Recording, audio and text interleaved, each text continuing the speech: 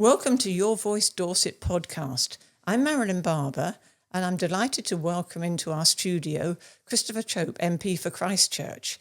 Now, it's been quite difficult to pin you down, so we've been going backwards and forwards for the last couple of months, so you're obviously a very busy man.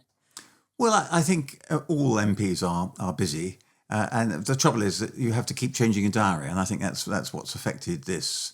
Yes, and I'm sorry about that. No, don't worry. No, I think your constituents would want to know that you are busy, and I think they'd be quite interested to know how a week in the life of an MP goes. I mean, do you come home every weekend? I tend to go up to Westminster on a Monday and then come back on a Thursday or sometimes on a Friday, because I do lots of Friday sittings. That's one of my specialties. But this week, yesterday I was speaking in the budget debate. So this week I went up on Monday morning, and then I came back because I had an event in London last night. I came back on Friday morning. So you live in Christchurch, do you? Yes, just outside, yes. Now, am I right in thinking, because you have been a government minister, haven't you? Yes, I was lucky enough to be in Margaret Thatcher's government and John Major's as well. Yes, am I right in thinking, and I could be very wrong here, that you are in fact the only Conservative MP who has served in Margaret Thatcher's government that's still in the House? I think Edward Lee may have been in the government for a very short time right at the end, or was it after John Major took over? I can't quite remember. But now I was appointed in '86, so I've certainly had a few more years than Edward. Yes. You'll be interested to know, I actually Googled this because I wanted to be sure about it. And AI came back and said that none of the Margaret Thatcher's ministers were MPs still. So they got that wrong. Oh, well, yes. I'm glad you caught them out. Yeah, I have to say that, I never had the chance, but I would have been quite terrified of interviewing Margaret Thatcher.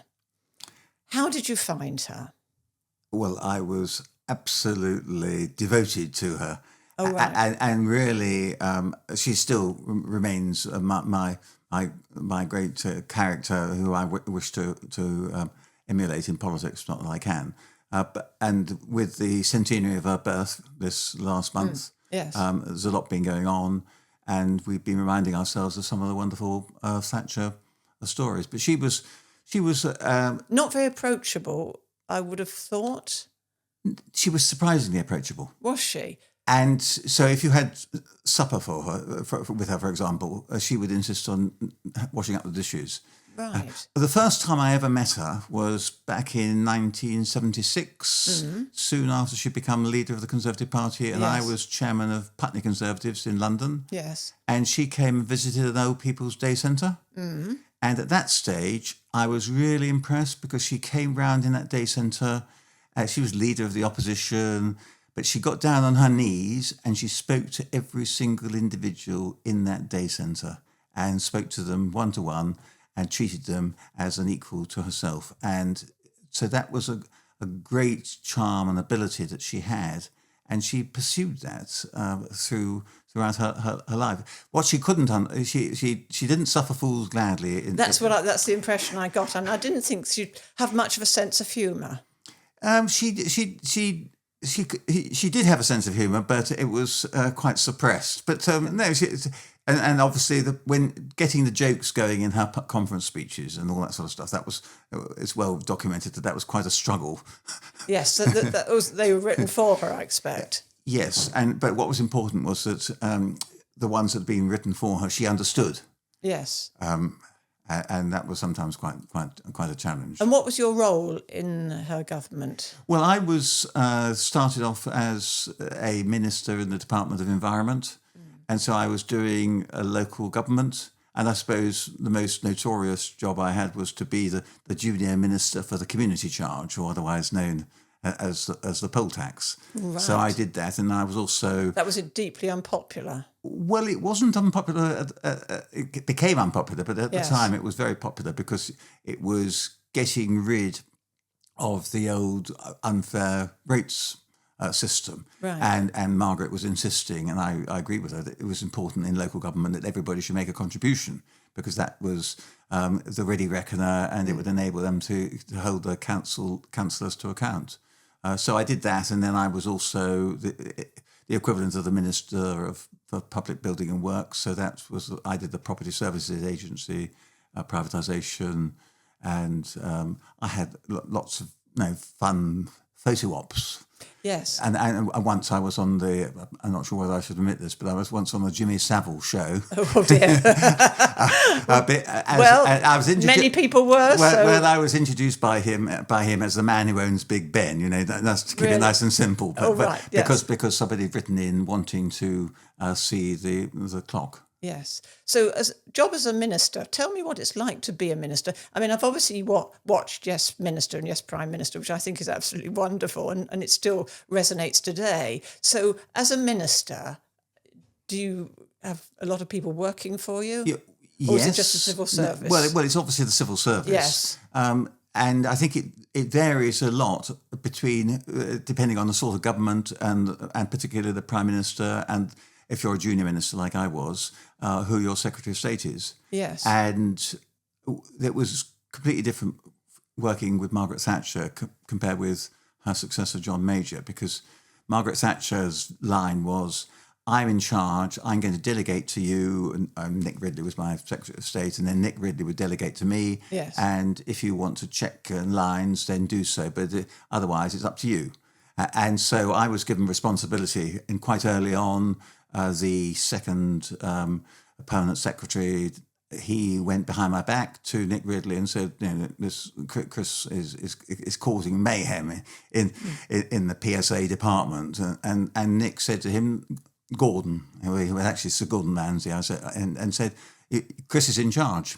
You go and sort it out with him. And from that moment onwards, I had the authority that was given to me by the Secretary of State to deal directly with the civil service. And by contrast, when John Major came in, his idea was that every minister was overseen by number 10, and everything was monitored. I mean, I can remember, for example, we went at that stage, I was in transport minister, and we had an issue around driving licenses, because the cost of renewing driving licenses was going up. And that was partly because we'd started to require everybody over 70 to apply for a driving license. Yes. And so we probably put in about a year's work preparing for how we were going to deal with this. And the conclusion we came to, and at that stage that was with Malcolm Rifkind, the conclusion we came to was that people who were applying at the age of 70 for their renewed driving license, that they should make a small contribution towards the cost of it, because why should they be cross-subsidised by the 17-year-olds or 18-year-olds who were getting their first license? And the remit we had was that the costs had to be met by the users of the service. So we came up with a recommendation that we should charge the pensioners something. Well, what happened was there was a false leader in the Sunday Telegraph criticising this new tax on pensioners. Right. John Major went absolutely ballistic and said something must be done about it. But he didn't say what should be done. And about a month later, we got the message back from number 10 that we could go ahead with what we were proposing because it seemed to be much fairer than the alternative. But frankly, the idea that the Prime Minister at the time was looking at the false leader in the time and then deciding on something to interfere, that Margaret Thatcher would never have done that. Right, so it was obviously easier for you to work for Margaret Thatcher than John Major. Exactly, and we knew where we were going. Yes, and that was a great thing. And we were all on the same wavelength. And that was your last ministerial post. Well, my last ministerial post as a transport minister with John Major. Yes, and then in 1992, I lost my seat in Southampton Hitchin, so I was never dismissed as a minister by the Prime Minister, but by the electorate. Yes. So you obviously had a gap then because you're a barrister. Yes, I'm a barrister. You're a barrister. But I my gap was I didn't get back to the bar actually. But I worked for Ernst & Young as they appointed me as their thought leadership advisor. Yes, which was great fun. And then you moved to Christchurch. Then I was selected as a candidate for Christchurch, which had been lost in a by-election to the Liberal Democrats. Yes, because Diana Maddock was your predecessor. Yes. Yes. So then you had to move to Christchurch. I did. Yes. But that wasn't a burden because it's a lovely town. You're enjoying it. Yeah. Now Absolutely. you're not afraid of being controversial, and I know you won't mind me saying that. No? And would I be right in thinking that if you're a politician, you can't necessarily be a people pleaser? Well, I think you've got to have a thick skin, and I think it doesn't worry you when somebody criticises you hugely. No, you don't lose sleep over it. No, no. You just got to be true to yourself, and no, I don't lose sleep over it unless it's. I sometimes lose sleep over the injustice of some of the criticism, but no, I don't. Frankly, I'm a bit stubborn. Yes. Now you obviously served in government and then in opposition. How different is it in opposition? Well, opposition is we're back in opposition now, and yes. It's grueling, unrewarding, lots of hard work, but it's a time to take stock and try and prepare and re-examine your policies, not your principles, hopefully, but your policies, and work out where you went wrong and how you're going to get back and win the support of the public. Now, before the last election, I think it had become clear that the Tory party were going to lose the election. Were you tempted not to stand? No, I wasn't, because what I thought was that it would be better for me to stand because, on the whole, if you're the incumbent, then you've got a bit of an advantage over somebody who comes in as a new... Because you're known. Because you're known, and the name recognition, if nothing else. And so some of my colleagues jumped out at the last minute, and most of those seats that they were vacated were lost, partly because of this. Whereas I think if they'd stayed on, they might have still been in Parliament and they would have still had Conservative seats. So no, I wasn't tempted to do that. No. So it's all the work beforehand. Now, can I take you back now? Where were you born? I was born in Putney. In Putney, and after school, what was your career path? What did you wanted to become a barrister? I was a barrister. Yes, you're a barrister. So, yes. What made you want to become an MP? Oh well, because when I was a barrister, I was living in Putney actually, and there was a Wandsworth Council were looking for some candidates for the 1974 council elections. Yes, and there were three of us in one ward. Me as a young barrister, a young accountant, and funny enough, a young solicitor. And the three of us, we worked very hard in this particular ward, and we got ourselves elected. But we were 3 out of 12 Conservatives, and there were 58 Socialists on the council. Right. So that was an early political challenge. And 4 years later, we won control of Wandsworth Council, and I was... chairman of the Housing Committee for a year, and then I became the leader. So I was then still not. You didn't get paid in those days for being a councillor. You didn't get any allowances, but I was struggling to try and keep my legal practice going. And then somebody said, "Well, why don't you, in a sense, turn pro?"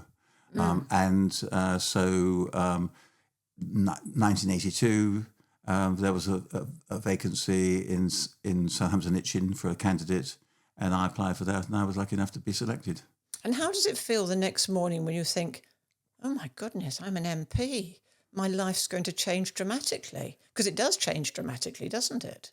It does, yes. And I think nobody really understands what it's going to be like, because I wasn't a candidate for very long. No. About three months. And I hadn't expected to win. But I only won because the Labour Party at that stage split with the SDP. And so that in a seat like Southampton Itchen, where the Conservatives have always got about 40% of the vote, yes. which was not enough to win, but enough to come a good second, I sailed in with a majority of over 5,000 because my political enemies were split. And so that's why I keep emphasising now to my colleagues that if we're going to have a chance of getting back into government, we've got to unite the right. We can't possibly afford to be split. Right. So there you are. And suddenly you had to find somewhere to live in London, didn't you? Well, I'd already, because I was Wandsworth was in London, so, and I've been a barrister in London, so that wasn't an issue. What I had to do was find somewhere to live in Southampton, which was my first constituency, and so I rented a place to start off with, and then they changed the system and enabled you to purchase a house in the constituency, which is what I did. Yes, so it's a complete change of life. I mean, can you remember your first day in the house? Oh, very much so. Yes. Did you know where to sit? Did they tell you where to sit? Well, you get a few colleagues take you under their arm and help you. Yes. It's like a new job. You don't know quite where to go and what to do. And in those days, there was much less security, and what you had was lovely police officers who regarded as their first responsibility to look after new members of parliament and keep them on the right wavelength. And did you think to yourself, I quite like this? Well, obviously you did quite like it because you're still an MP, so you wanted to come back into parliament. One subject I'd like to ask you about is park homes. Yes. I understand you've campaigned. Tell me about the park homes. I've been in the Christchurch constituency. There are probably more than 2,000 people residents in park homes. So these are long-time residents rather than a holiday park. Yes. Park homes are basically mobile homes, and they are protected under the mobile homes legislation, but they are chattels rather than real estate, and so there's a special regulatory regime relating to them. But it should be an ideal circumstance, mainly for people who are elderly, retired, and they buy their park home and they spend the rest of their days there. But unfortunately, the park homes industry has been subject to quite a lot of unscrupulous characters. So I understand. And so I made it my job, really. I've been chairman of the all-party parliamentary group for park homes for longer than I care to remember. But we've been trying to get legislation to improve the regulation. I was lucky enough to get a private member's bill onto the statute book, which actually limited the amount by which pitch fees could go up in any 1 year to CPI rather than RPI. But I'm still, like a lot of other MPs who are interested in this subject, still banging our head against the brick wall, really, with successive governments not addressing the problem of the rogues who are coming into the industry and making life hell for quite a lot of residents. Yes, I understand. I think Annette Brooke, the Lib Dem MP, she also campaigned for this. So it's a cross-party thing. Very much Very so, much. You're not unhappy about cross-party? No, not in the least. I mean, I think the House of Commons is at its best when MPs work together jointly. I think that's what people would like to see more of. Yes. Really. Yes. But so on issues like who could be against the idea of regulating park homes to get rid of the nasty people? So. But obviously, there are divides in politics on ideological grounds. I support a small state, low taxation, lower public expenditure, and obviously I'm not going to find much common ground with those who take a completely diametrically opposite view. No. I mean, you're not tempted to go over to reform? Not in the least, no. But as I said earlier, I'd like to see the right unite. And so I'm very pleased that there's an increasing confluence of the policies of the Conservative Party and Reform.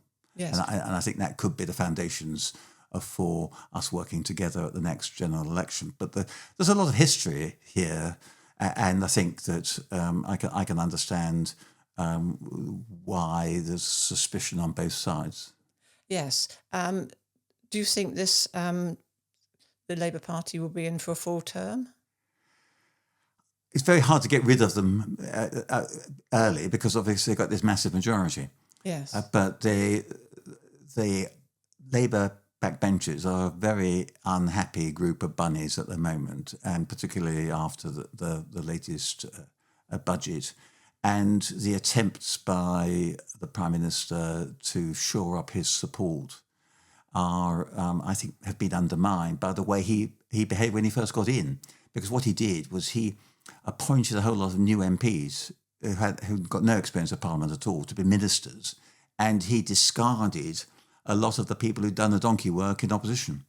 Well, if you ever want to create some potential enemies within your own party, that's a good way to start. And then the lack of performance since then has just made his problems worse, I think. Do you have any friends in other parties? Because I've come across MPs who have friends in other parties because they like the person. They may not agree with their policies, but they like the person. Have you got any in Oh, yes, other I do. parties? I do. And funny enough, I think I did something on Times Radio, which was brought together people who were frenemies, as it's called. And so I did a programme for them with a chap called John Speller, and he was a Labour MP, is now a Labour peer, and we had a great time actually, great fun chatting about all this, and because we know each other very well. We work both as officers of the British American Parliamentary Group, have done for a long time, and both probably have a cynical view of our superiors. Which Well, okay. Right, I better not put you on the spot with that one. Can you make any prediction as to what will happen at the next general election? Because it looks at the moment as if it could be split about 4 or 5 different ways. Well, anything could happen, and so I mean, I'm not in the predicting business, but no. I think that anybody who thinks that they can predict now is wrong. We see that. Farage is saying, well, he's odds on to be the next Prime Minister. I wouldn't be so sure of that. And people write off the current government, but they could recover. Yes. And you could have a situation like we had with John Major when he took over from Margaret Thatcher, that the new Prime Minister then gets a fresh lease of life and a fresh endorsement. So I wouldn't write off the Labour Party either. But that's fair of you. Yeah, as you imply, but there are new parties there. And the advent of the Greens and Reform, and not forgetting the Liberal Democrats. That's why I'm saying it could go 5 different ways. So it could be. So I think there's less ideology now, and that's why I think there's a greater premium on the quality of the MPs and how conscientious they are. I think the party label counts probably for less now than it used to. Were you in favour of 16-year-olds being given the vote? I don't mind the 16-year-olds, but I'm not enthusiastic about being given the vote, but not being given the ability to be members of Parliament, not having the ability to serve on juries, not being given the responsibility for their own lives. There are a lot of nanny state restrictions on the people between 16 and 18 on the basis that they're not in a position to make a sound judgment. I think we need to have a consistent policy. If we're going to treat them as adults, then let's treat them as adults in all respects, rather than just in terms of voting. But on that one, I'm not so sure now that the government's going to be quite so keen to, because they thought it was going to be a slam dunk that they were all going to vote Labour. But I think now quite a lot of them, if they have the chance to vote, are going to vote either Green or Reform. Yes. Do you think young people are interested in politics? They are. It depends what you mean by youngsters. The number of people at school who are interested in politics is pretty small. The number of people at universities is quite small. But if you define young people as being up to the age of 35, yes, I think, and my 2 children are in that age group, what I hear from them and from others is that there's an increasing awareness in that age group of the importance of politics. And I think that's partly because they've seen what a mess the country's in, and successive governments have failed to get a grip on the basics. So I think they're getting quite uppity about that. And some of them are voting with their feet and leaving the country. But I think others are saying, well, we must get involved in politics. Now, you were in the House on Budget Day. Now, we haven't got 2 hours to discuss the budget. Were you surprised? I wasn't surprised really. But well, who could have been surprised? It was all leaked. But, yes, it was rather unfortunate, wasn't it? But I despair at the budget, and I said that as far as I was concerned, when I made my speech in the budget debate, for me this is the worst budget ever since I was first elected. But I think it was coupled with the best ever response from the leader of the opposition, and Kemi Badenoch really came out firing on all cylinders. Showed that she's got good sense of humour, lightness of touch, and was pressing the right buttons. And what I was surprised about was that the Chancellor was so brazen, basically, in saying that she hadn't broken in any promises.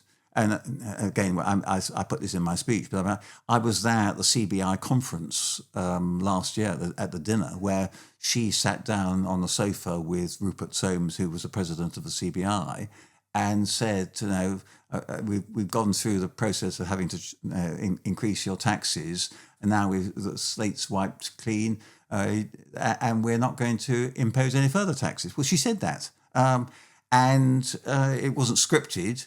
But it sounded genuine at the time, and it was designed to make the business leaders there feel confidence, and that's all been abandoned, and so people don't know what the government stands for. And most recently, I think the other day, the Chancellor of the Exchequer was asked whether she would rule out any tax increases in the next budget.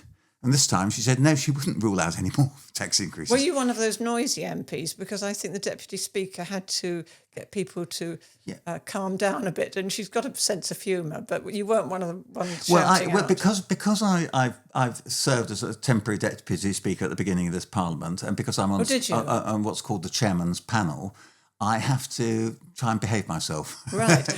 What's it like as a temporary? Well, that was lovely actually, because the Speaker was elected at the beginning of this Parliament, but the 3 Deputy Speakers had either lost their seats or retired. So it meant that 3 new Deputy Speakers needed to be elected. The process of election takes a few days, and during those 3 days, the Speaker appointed me and 2 others to take roles as Deputy Speaker. So I was sitting in the Speaker's chair. Wow. And I was. Does that give you an immense feeling of power? Well, it's not to be abused, but yes, you do have the power, and you have the power to embarrass people. And did you? Yes, I did. One particular, she's still in the same side of the house as I am. But I mean, she was trying to overstep the mark, and I called her to order. But I called a few people who were making maiden speeches, including Nigel Farage actually, and so that was fun. But I wouldn't have wanted to stand for election as a Deputy Speaker, because it rules you out from getting involved in the cut and thrust of party politics, and it makes it much more difficult to represent your constituents. And you still enjoy that cut and thrust? Oh, absolutely. Yes, otherwise I wouldn't be keeping going. I can see that. No, you're married to somebody who's also called Chris, which is very confusing, isn't it? Yes, she calls herself Christo, but her Christian name is Christine, yes. Am I right in thinking she comes from Wimborne? Well, you're right in thinking we were married in Wimborne. Oh, were you? Which is where her parents were living at the time that we were betrothed. So that's she was actually born in Hindhead. Right. I'm going to end with a question. This is a question we ask everybody. What does Dorset mean to you? What does Dorset mean to me? Well, I think it's a lovely county. My end of Dorset and Christchurch still, I think, feels in a sense that it should be still in Hampshire. East Dorset, which is the other half of my constituency, is very much more Dorset based. But there's a lot of difference between rural Dorset and urban Dorset. And one of the things I'm trying to do is to prevent those bits, the rural areas of my constituency, being built on even more and to create one big continuous conurbation. You're thinking of the Dorset local plan. I am, exactly. Yes. Yeah, yes. Well, thank you very much, Chris. It's been great to talk to you. And to you. Thank you, Marilyn.